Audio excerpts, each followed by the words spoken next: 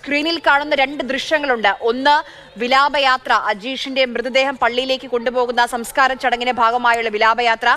മറ്റൊന്ന് ഈ മിഷനുമായി മുന്നോട്ട് പോകുന്ന വനം വകുപ്പിന്റേതാണ്. വയനാട്ടിലെ ആശങ്ക ഇതിൽ കൂടുതൽ നന്നായി ഒരുപക്ഷെ ചിത്രങ്ങളിലൂടെ പറയാൻ കഴിയില്ല നമുക്ക്.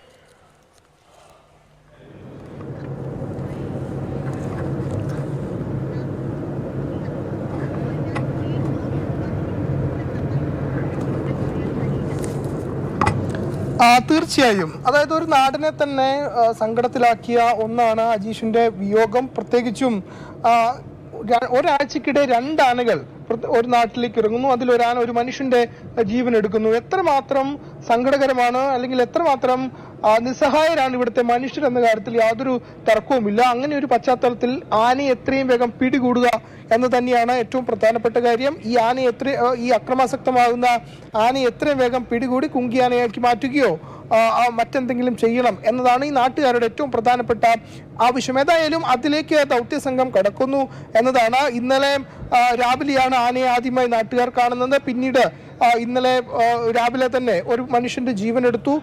പിന്നീട് ഈ ആനയെ മയക്കുവെടി വെക്കാൻ ഉച്ചയ്ക്ക് ശേഷമാണ് ഉത്തരവിറങ്ങുന്നത്. പക്ഷേ പിന്നീട് മയക്കുവെടി വെക്കാൻ സാധിച്ചില്ല. ഇന്ന് അവിടെ നിന്നും ഇന്നലെ ഉണ്ടായിരുന്ന സ്ഥലത്തു നിന്നും ഏതാണ്ട് 8 കിലോമീറ്റർ മാറി മറ്റൊരു സ്ഥലത്തായാണ് ഇന്ന് രാവിലെ ആനയെ കണ്ടത്. പിന്നീട് അവിടുന്ന് ഉച്ചയോടുകൂടി തന്നെ വാവലി എന്ന ഇപ്പോൾ ആന നിൽക്കുന്ന സ്ഥലത്തേക്ക് ആന എത്തുകയാണ് ചെയ്തത്. അവിടെ ഇപ്പോൾ ആനയെ ട്രാക്ക് ചെയ്യാൻ കഴിഞ്ഞിരിക്കുന്നു. ട്രാക്ക് ചെയ്യാൻ മാത്രമല്ല, ആനയ്ക്ക് ചുറ്റും വനംവകുപ്പ് ഉദ്യോഗസ്ഥർക്ക് വളയാൻ കഴിഞ്ഞു. കുങ്കിയാനകളെ അടക്കം സ്ഥലത്ത് എത്തിക്കാൻ കഴിഞ്ഞു. ഇനിയിപ്പോൾ മയക്കുവെടി വെക്കുക എന്നതാണ്. അതായത് ഏറ്റവും അനുയോജ്യമായ ഒരു സ്ഥലത്ത്, മയക്കുവെടി വെക്കാൻ പറ്റിയ അനുയോജ്യമായ ഒരു സ്ഥലത്താണ് ആന നിൽക്കുന്നത് എന്ന് വനംവകുപ്പ് ഉദ്യോഗസ്ഥർ ഉറപ്പുവരുത്തിയിട്ടുണ്ട്. കാരണം അങ്ങനെയാണെങ്കിൽ മാത്രമേ ഈ മയക്കുവെടി വെക്കാൻ ഈ ദൗത്യത്തിലേക്ക് നീങ്ങാൻ കഴിയുള്ളൂ. അങ്ങനെ ഒരു സ്ഥലത്തേക്ക് ആനയെ മാറ്റാൻ കഴിഞ്ഞു എന്നതാണ് ഏറ്റവും ആശ്വാസകരമായ കാര്യം. ഇനിയിപ്പോൾ മയക്കുവെടി വെക്കുക, ആനയെ പിടികൂടുക, തിരികെ മുത്തങ്ങയിലേക്ക് എത്തിക്കുക എന്നതാണ് ഏറ്റവും പ്രധാനപ്പെട്ട കാര്യം. ഏതായാലും അതിന്റെ ഏറ്റവും സുപ്രധാന ഘട്ടം വനത്തിനുള്ളിൽ നിൽക്കുന്ന മോഴയാനയെ മയക്കുവെടി ഉദ്യോഗസ്ഥർ ആരെങ്കിലുമായി ഫെലിക്സിന് സംസാരിക്കാൻ കഴിഞ്ഞിരുന്നു. ഇപ്പോൾ ഈ നിൽക്കുന്ന ഈ ടെറൈൻ ലൊക്കേഷൻ വളരെ ഇമ്പോർട്ടന്റ് ആണല്ലോ. ഇത് ഈ രക്ഷാദൗത്യത്തിന്, ഈ ദൗത്യത്തിന് ഫെലിക്സ് അവരെന്താണ് പറയുക? ഇപ്പോൾ ഈ മോഴയാന നിൽക്കുന്ന സ്ഥലം ഈ ഒരു മിഷനുമായി മുന്നോട്ട് പോകാൻ എത്രത്തോളം അനുയോജ്യമാണ് ആ ടെറൈൻ?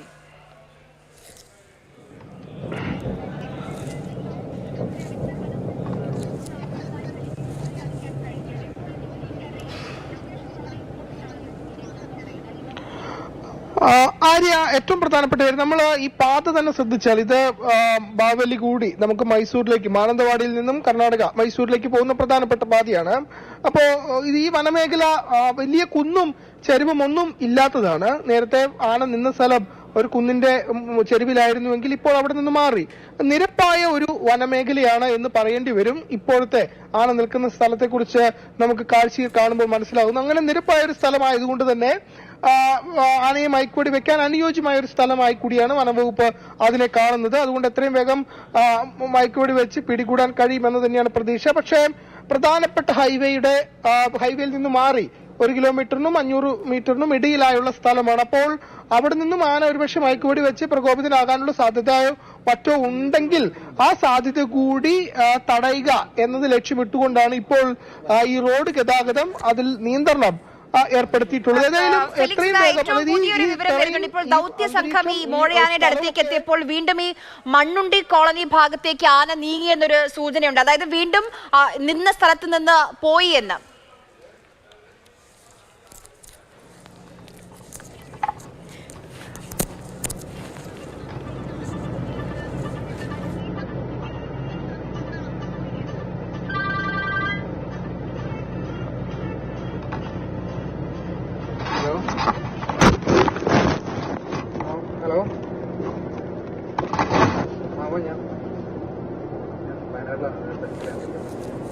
ഫെലിക്സ്, ഞാൻ ചോദിച്ചത് ഇപ്പോൾ ദൗത്യ സംഘം ആനയുടെ അടുത്തേക്ക് എത്തിയപ്പോൾ ആന അവിടെ നിന്ന് മണ്ണുണ്ടി കോളനിയിലേക്ക് നീങ്ങി എന്ന സൂചന നമുക്ക് ലഭിക്കുന്നുണ്ട്.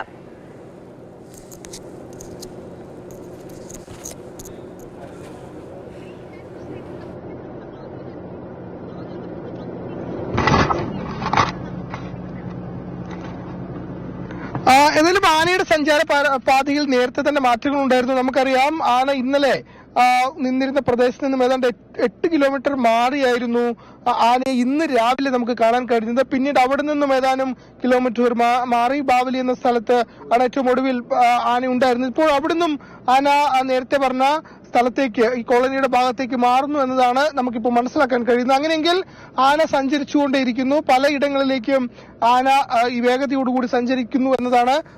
സംഘം ഉള്ളിലേക്ക് പോയപ്പോൾ ആന അവിടെ നിന്ന് നീങ്ങുന്ന ഒരു സാഹചര്യമാണ് ഉണ്ടായത്. ഒരു അരമണിക്കൂർ മുമ്പ് ഈ മോഴയാന അവിടെ നിന്ന് ലൊക്കേഷൻ മാറി രാവിലെ ആന നിലയുറപ്പിച്ചിരുന്ന മണ്ണുണ്ടി കോളനിയുടെ ഏതാണ്ട് അടുത്ത ഭാഗത്തേക്ക് ആന നീങ്ങി.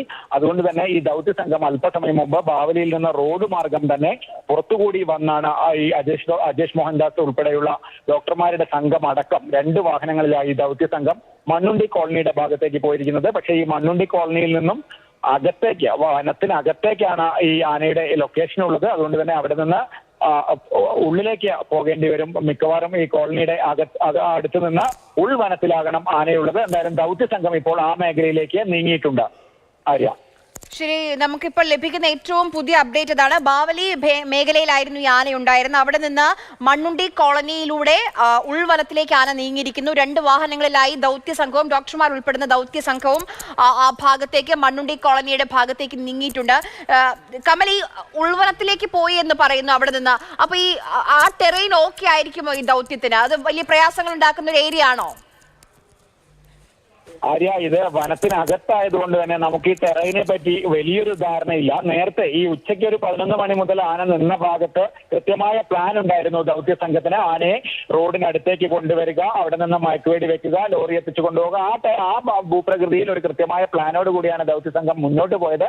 പക്ഷെ അപ്പോഴാണ് ഈ 3 മണിക്ക് ശേഷം ആന അവിടെ നിന്ന് മാറുന്ന ഒരു സാഹചര്യം ഉണ്ടായത്. എന്തായാലും ഇപ്പോൾ മണ്ണുണ്ടി കോളനി ഭാഗത്തേക്കാണ് ദൗത്യ സംഘവും മറ്റ് വനം വകുപ്പും ഉദ്യോഗസ്ഥരും ഒക്കെ നീങ്ങിയിരിക്കുന്നത്. നമ്മുടെ പ്രതിനിധി ഫെലിക്സ് അല്പസമയത്തിനകം കോളനിയുടെ പരിസരത്തെത്തി നമുക്ക് അവിടെ നിന്നുള്ള ഏറ്റവും പുതിയ വിവരങ്ങൾ ലഭ്യമാക്കും. എന്തായാലും ദൗത്യ സംഘം ഇപ്പോൾ അങ്ങോട്ടാണ് പോയിരിക്കുന്നത്. ശരി, എന്തായാലും അല്പസമയത്തിനകം തന്നെ ഈ മണ്ണുണ്ടി കോളനി ഭാഗത്തേക്ക് ഫെലിക്സ് എത്തും. നമുക്ക് അപ്പോൾ കൂടുതൽ വിവരങ്ങൾ ലഭിക്കും എന്നാണ് പ്രതീക്ഷിക്കുന്നത്.